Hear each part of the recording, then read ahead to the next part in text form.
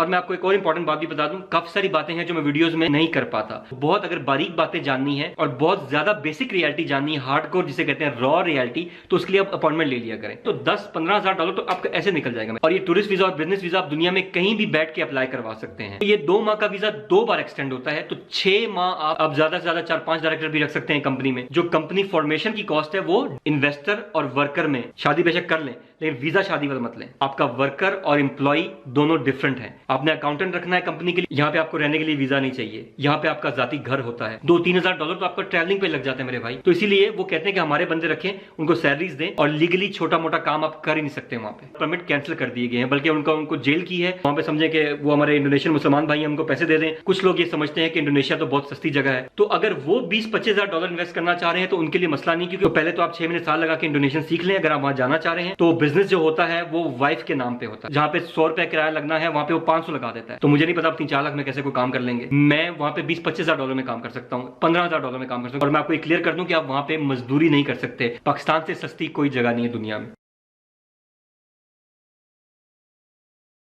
Video शुरू होने से पहले मैं सबसे रिक्वेस्ट करूंगा कि अगर आपने इस चैनल को सब्सक्राइब नहीं किया होगा तो इस चैनल को सब्सक्राइब कर दें और बेल का बटन जरूर दबा दें, ताकि आपको आने वाली वीडियोस की अपडेट मिलती रहे। और वीडियोस को शेयर भी कर दिया करें।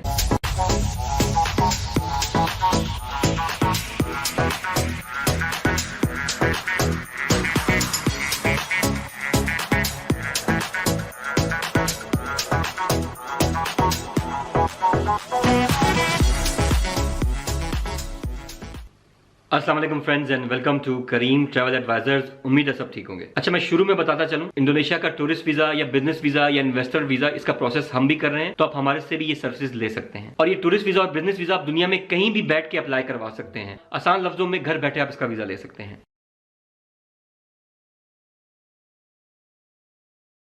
चाहे आप टूरिस्ट वीजा लें या बिजनेस वीजा, दोनों वहां पे जाके इजीली कन्वर्ट हो जाते हैं इन्वेस्टर वीजा पे या इन्वेस्टर के स्टेटस पे। तो मैं सबको यही रिकमेंड करूंगा कि आप टूरिस्ट वीजा लेके जाएं।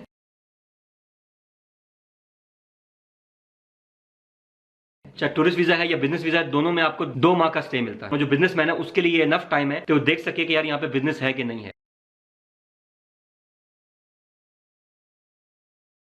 आप कहीं भी इस टाइम है, पाकिस्तान है, टर्की है, मलेशिया है, सऊदीया है, कहीं पे भी हैं, वहां बैठे हुए भी आपको आप ये वीजा अप्लाई कर सकते हैं। और इसकी कॉस्ट जो है बाहर से, यानी अप्लाई जब इन्वेस्टर वीजा करते हैं तो कम होती है, बजाय इसके कि आप इन हाउस यानी इन कंट्री अगर आप इसको चेंज करवाते हैं टूरिस्ट वीजा को या बिजनेस वीजा को, तो उसकी कॉस्ट ज्यादा होती है। तो मैं यही मशवरा दूंगा, जो भाई पहले इंडोनेशिया जा चुके हैं, उनको इंडोनेशिया का सारा कुछ पता है, मतलब उनके 4-5 चक्कर लग चुके हैं, तो उनको ये करना चाहिए कि अगर वो कहीं और हैं तो वहीं से डायरेक्ट अपना इन्वेस्टर वीजा अप्लाई करवा लें।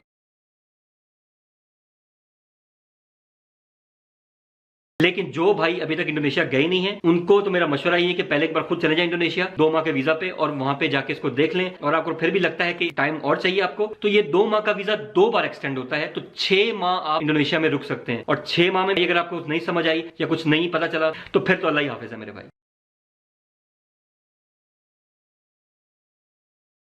इंडोनेशिया के अंदर वीजा चेंज कराना चाहते हैं अपने टूरिस्ट वीजा या बिजनेस वीजा को इन्वेस्टर वीजा में, तो कम से कम महीना 1.5 लग जाता है। और अगर आप बाहर हैं यानी इंडोनेशिया के, तो फिर जो है महीने के अंदर अंदर आपका प्रोसेस हो जाता है।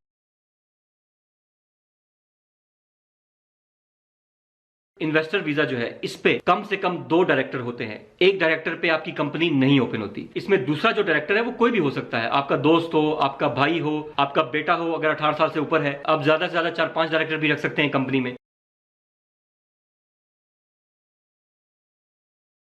जो कंपनी फॉर्मेशन की कॉस्ट है वो डिवाइड हो जाती है। 2 बंदे हैं तो 2 पे डिवाइड होगी, 5 बंदे हैं तो 5 पे डिवाइड हो जाएगी। और कॉस्ट रफली मैं आपको बता दूं 3500 से 4000 डॉलर के दरमियान कॉस्ट है इन्वेस्टर वीजा पे, जो 2 साल का है, कंपनी फॉर्मेशन और इन्वेस्टर वीजा मिला के। लेकिन ये याद रखिएगा कि कंपनी फॉर्मेशन की कॉस्ट में आप 2-3 बंदे डिवाइड कर सकते हैं, यानी 2 बंदे हैं तो 2 पे कॉस्ट आएगी, 3 है तो 3 पे। लेकिन इन्वेस्टर वीजा अलग अलग एक बंदे का होगा। जैसे वर्क वीजा मेरा अलग है, मेरे भाई का वर्क वीजा अलग है। कंपनी बेशक कंपनी में 2-3 डायरेक्टर है, कंपनी की कॉस्ट अलग है। उम्मीद है जो बिजनेसमैन भाई हैं उनको मेरी बात समझ आ गई होगी।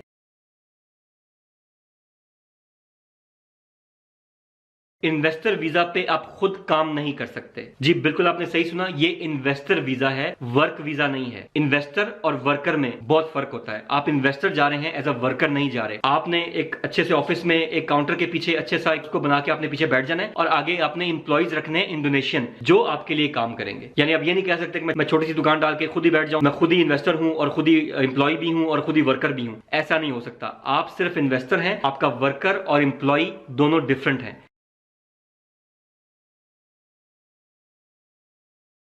जब आप इन्वेस्टर होते हैं तो आपने सैलरीज पे इंप्लॉइज को रखना है जिनसे आप काम करवाएंगे। आपने अकाउंटेंट रखना है कंपनी के लिए, अकाउंटेंट की फीस है महीने की, वो देनी पड़ती है। आपके जो वर्कर की सैलरीज हैं और आपका जो शॉप का रेंट है उसकी कॉस्ट भी आपने माइंड में रखनी है।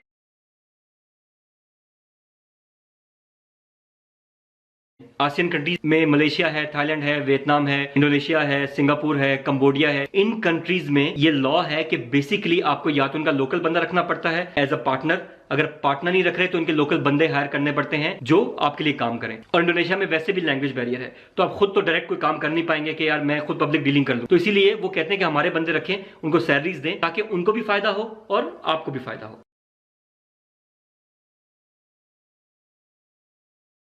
हाँ, अगर कोई पाकिस्तानी रखना चाहते हैं, आप कहते हैं यार मैं as a helper as a worker रखूं, तो उसके लिए अलग वीजा है। उसका वीजा एक तो बहुत महंगा होगा और दूसरा उसका साल का टैक्स जो है $1200 है, जो आप पे करेंगे अगर आप कहते हैं मैं कोई पाकिस्तानी या इंडियन या कोई और एम्प्लॉय रखूं।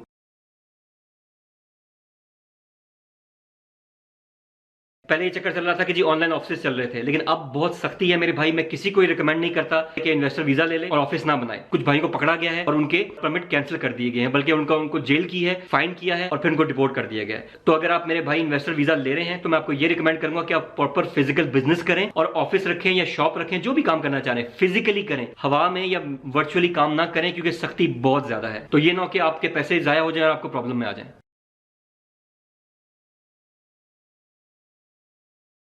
रिश्वत वहां भी चलती है, हेरा फेरी वहां भी होती है, तो वहां भी करप्शन है। जो काम आपका 10,000 में होना है वो 20,000 में चला जाता है। खासतौर पर ट्रस्ट का मामला, पैसों को किसी को देने का मामला, ये आप बहुत सोच समझ के करिएगा, क्योंकि ये ना हो कि आप कल किसी को वहां पे समझे कि वो हमारे इंडोनेशियन मुसलमान भाई हमको पैसे दे दें और कल को आपको मसला बन जाए। तो जहां पे अच्छे लोग हैं वहां बुरे लोग भी हैं। मैं यही कहूंगा किसी के साथ पार्टनरशिप ना करें, जो भी करना है खुद करें।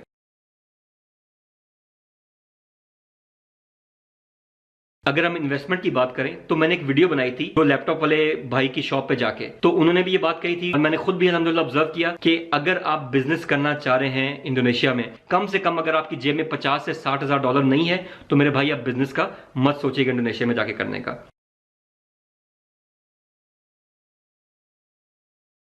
कुछ लोग ये समझते हैं कि इंडोनेशिया तो बहुत सस्ती जगह है, जैसे लोगों को युगांडा के बारे में ख्याल है कि ये जो डेवलपिंग कंट्रीज हैं या जो अभी ग्रोइंग स्टेज में हैं ये तो बड़ी सस्ती होती हैं। मेरे भाई सस्ता सिर्फ पाकिस्तान है, पाकिस्तान से सस्ती कोई जगह नहीं है दुनिया में। मैं ट्रैवलिंग के बाद और इतना एक्सपीरियंस करने के बाद आपको ये दावे से कह रहा हूँ। मुझे पता है यहाँ महंगाई हो रही है, इसमें कोई शक नहीं है, मैं खुद भी बहुत अपसेट हूँ इस वजह से, लेकिन जो सच्चाई है वो सच्चाई है। उन बाहर वाली कंट्री से सस्ता पाकिस्तान ही है मेरे भाई।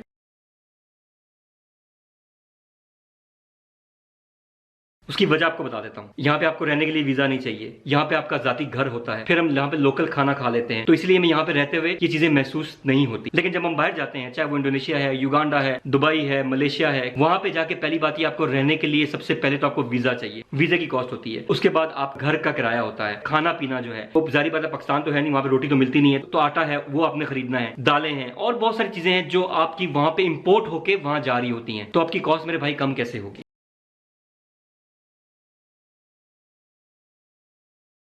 आपका टिकट है, वीजा है, उसके बाद आपने घर लेना है, दुकान लेनी है और बहुत सारे काम करने हैं, तो 10-15 हजार डॉलर तो आपका ऐसे निकल जाएगा मेरे भाई, आपको पता ही नहीं चलना। जो मेरे भाई ट्रैवलर हैं इस बात को मानेंगे कि इस टाइम जो महंगाई है 2-3 हजार डॉलर तो आपका ट्रैवलिंग पे लग जाता है मेरे भाई। आप बिजनेस का सोच रहे हैं।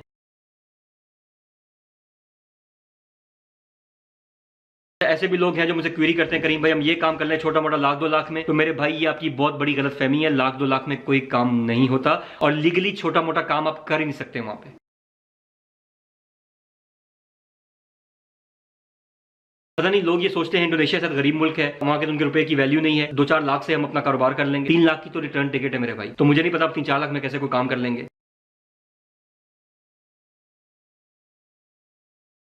और मैं आपको क्लियर कर दूं कि आप वहां पे मजदूरी नहीं कर सकते, आप एज अ लेबर काम नहीं कर सकते, वो उनके अपने ही लोग काम करते हैं। तो जॉब के चक्कर में या वर्क के लिए आप मत जाइएगा। मैं हमेशा कहता हूं वर्क के लिए आपने जाना है तो दुबई, सऊदीया, कतर, इन कंट्रीज में जॉब्स के लिए जाए। इंडोनेशिया, युगांडा, रवांडा, तुर्की, अजरबैजान, ताजिकिस्तान, इस तरह के जितने भी तान्स हैं यहाँ पे जॉब्स नहीं है। जॉब्स के लिए यहाँ मत जाए, ये घूमने की जगह है। या अगर आपके पास बहुत ज्यादा पैसा है तो इन्वेस्टमेंट के लिए जाएं।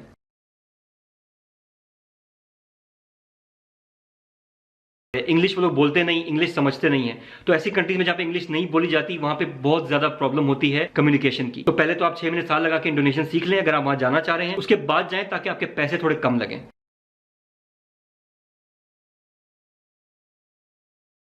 अगर आप इंपोर्टर या एक्सपोर्टर हैं तो आप इंडोनेशिया को एक्सप्लोर कर सकते हैं। काफी सारी चीजें हैं जो इंडोनेशिया से पाकिस्तान और पाकिस्तान से इंडोनेशिया जा रही हैं।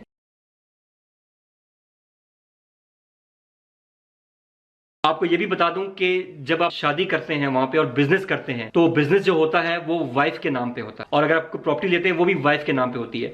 तो अल्लाह ना करे आपका वाइफ के साथ कोई मसला बने तो प्रॉपर्टी भी गई और बिजनेस भी गया। ऐसे काफी सारे केसेस हुए हैं जहां पे लोगों ने शादियां की हैं और फिर बिजनेस कर लिया, तो डेफिनेटली वो बिजनेस वाइफ के नाम पे होता है। तो जब वाइफ के साथ मसला बना तो बिजनेस भी गया। तो ये ना कि आपके साथ यही मसला बने। अगर आपके पास पैसा है तो आप कोशिश करें कि शादी वाला वीजा मत लें, इन्वेस्टर वीजा ही लें, ताकि कंपनी भी आपके नाम पे हो और बिजनेस भी आपके नाम पे। शादी बेशक कर लें लेकिन वीजा शादी वाला मत लें।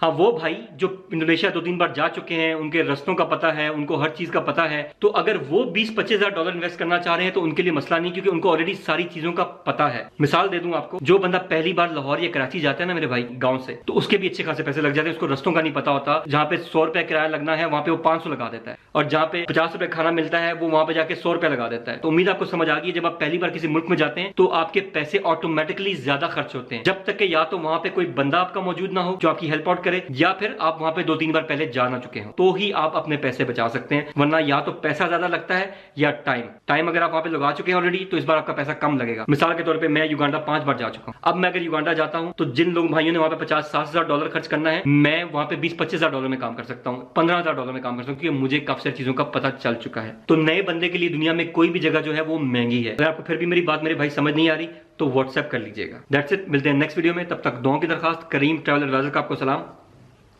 अल्लाह हाफ़िज़। आप किसी भी कंट्री का प्लान बना रहे हैं, कहीं ट्रैवल करने का, कहीं फैमिली के साथ मूव करने का जिसे माइग्रेशन कहते हैं, या कहीं जॉब के लिए, कहीं बिजनेस के लिए जाना चाह रहे हैं, या अपना फ्यूचर कहीं प्लान कर रहे हैं, और आप चाह रहे हैं कि आपको कोई नुकसान ना हो, किसी गलत एजेंट के हाथ ना फंस जाएं, या आप कोई प्रॉपर होमवर्क नहीं कर पा रहे, आपको प्रॉपर उसकी इंफॉर्मेशन नहीं कहीं से मिल रही, आप चाहते हैं कि आपके पैसे जाया ना हो, आप रिस्क ना लें, उससे पहले आप किसी से मशवरा करना चाह रहे हैं, एक एडवाइजरी सर्विस चाह रहे हैं, तो आप आधे घंटे के लिए व्हाट्सएप या जूम के जरिए हमारी एडवाइजरी सर्विस ले सकते हैं। इसके चार्जेस जो हैं वो सिर्फ $25 हैं। तो ये $25 आपके बहुत सारे डॉलर्स और लाखों रुपया बचा सकते हैं। काफी सारे भाई हैं जो मुझसे एडवाइजरी सर्विस लेते रहते हैं, अल्हम्दुलिल्लाह उनको फायदा ही हुआ है, नुकसान कभी नहीं हुआ। तो इसी तरह अगर आपको भी सर्विस लेनी है तो मेरा नंबर स्क्रीन पे दिया हुआ है, आप इस पे कॉन्टेक्ट करके अपनी आधे घंटे की स्लॉट जो है वो बुक करा सकते हैं।